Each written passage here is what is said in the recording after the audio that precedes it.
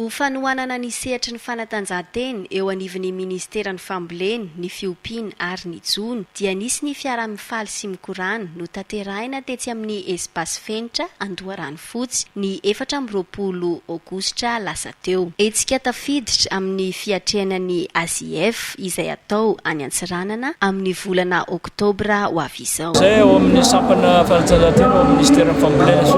Fiompiana ary ny Jona dia manomana zao hetsika goavana zao amin'ny fanomanana ny lalao izay atao amin'ny AZF